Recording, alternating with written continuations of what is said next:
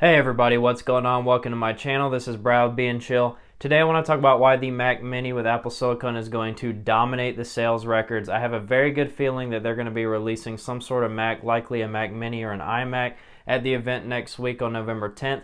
But before we get into that any further, I want to ask, if you're not already, to please subscribe to my channel. I upload new videos every week, Monday through Friday, so if you like this content, make sure you subscribe and click on that bell, and you can stay up to date on all the latest tech news with me. Now let's get into it. I want to start off here by taking a look at the already available 2020 Mac Mini, which is a slight refresh over the 2018 Mac Mini. This one starts out at a price of only $799 for the i3 version, but it does go all the way up to $1,299 if you want to get the i7 version. Now this is a massive $500 price difference between these two, and it is completely absurd in my opinion, and I think that we're going to see Apple cut costs here, since the new Apple Silicon Macs are likely only going to have one processor option to choose from, and it's likely going to be the A14 or the A14X or maybe even an A14Z chip. We aren't going to know until next Tuesday. Now there are rumors circulating that there could be an A14T chip, which is going to be the highest performing chip most likely, but I think they're likely going to reserve that for something like an iMac Pro or a Mac Pro, which really is going to charge people that extra money for the higher performance. I don't believe Apple is going to give us the choice whenever you decide which Mac you want to buy, that they're not going to have an option for the processors when you're buying them, and you're simply only going to have to choose between things like the RAM, the storage, the video card, or maybe even the gigabit Ethernet port or whatever.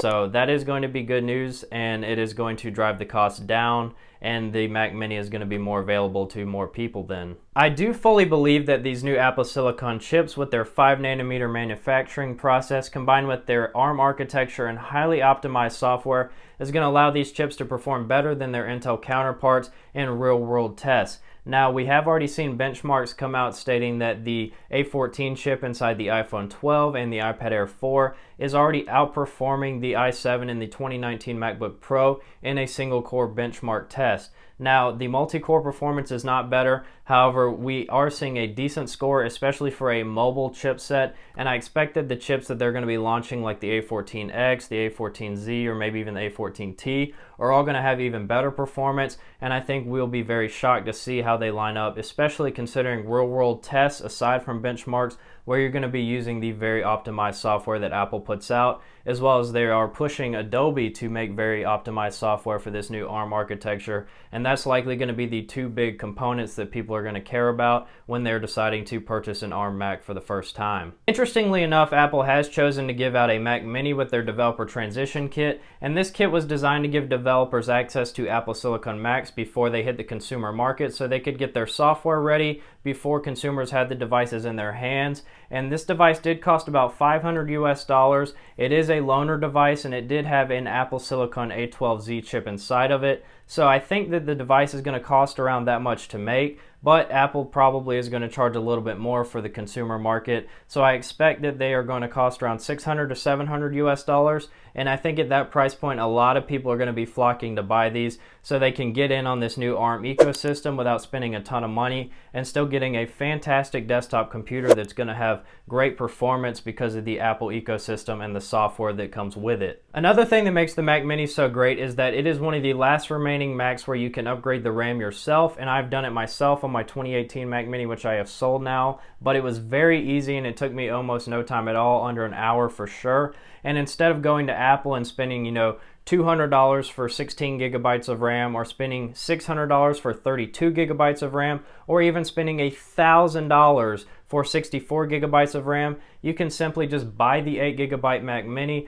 roll on over to Crucial.com, and you can buy RAM yourself, and you can save $143 if you get 16 gigabytes. You can save $481 if you get 32 gigabytes, and you can save a whopping $680 if you decide to go all the way to 64 gigabytes. So as you can see, it is very worth it, especially at this lower price point, that people can do this and they don't want to have to spend that extra money to Apple, because at that point you might as well just get a more expensive Mac. So this is a paramount feature, and I really hope that they don't take it away with the Apple Silicon Mac Mini. So for users that aren't afraid of a little DIY by upgrading your RAM, and the A14 processor version likely being the same across all of the Mac Minis, that leaves the only two upgradable options as the 10 gigabit Ethernet option for $100, which most people do not need, and then that also leaves storage as the last upgradable option that you really should be considering.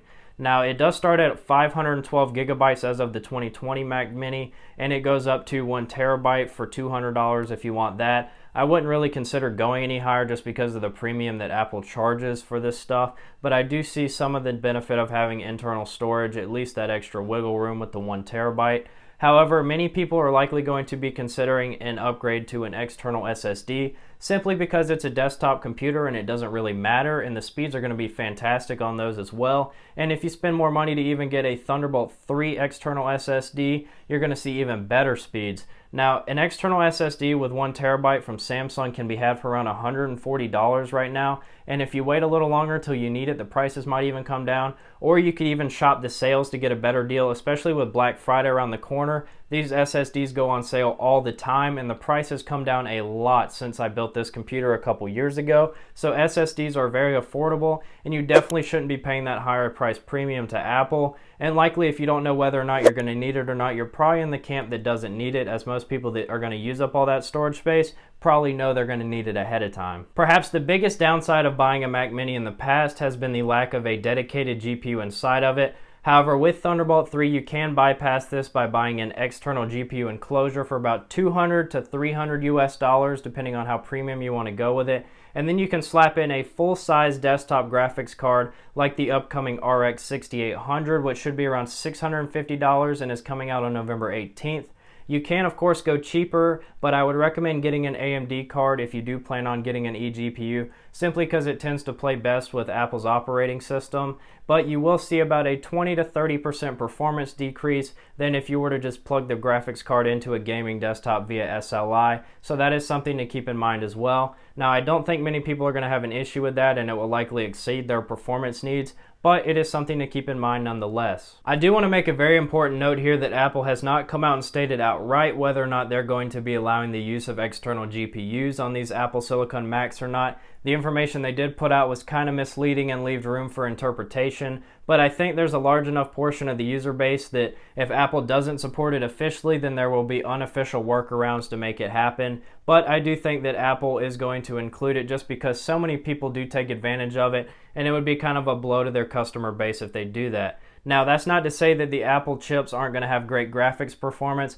I think the GPUs on these SoCs are going to perform very well, and they're definitely going to blow the Intel baked-in graphics way out of the water, and I think people are going to be pleasantly surprised by how it performs without an external GPU, but it is something to keep in mind, as I know there will be a large portion of people who still want to get that external GPU, especially when buying a lower-end Mac like the Mac Mini. The Apple ecosystem is definitely about to take a turn for the better here with the introduction of the Apple Silicon Mac lineup, because these new cross-platform applications are going to work between your iPhone, your iPad, your Mac, your Apple TV, etc. And you're going to be able to open up an app on your iPhone and do some stuff, and then when you close it, you can go ahead and open up your Mac or whatever device you want to use, and you can pick up right where you left off without missing a single beat. And I think Apple is definitely going to want to keep the price low on this Mac Mini, since they don't know how many people are going to want to adopt Apple Silicon right away. And by keeping the price low, people aren't going to be as cautious when buying into it, and they have an option to get their feet in the water and test it out before they decide if switching over from x86 is worth it or not. With all that being said, I think if priced correctly, the new Mac Mini with Apple Silicon is going to dominate the sales numbers, especially because it has a lot to offer for everybody.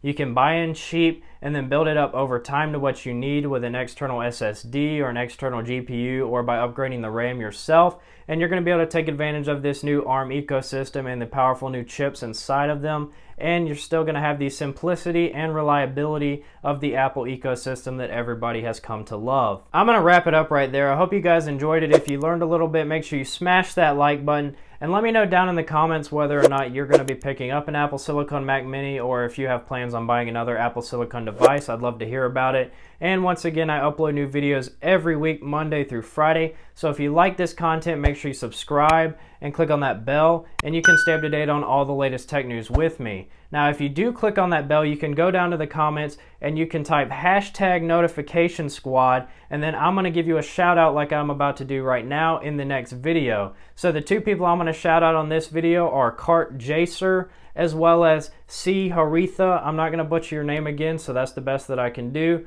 So I hope to see you guys in the next one. Peace.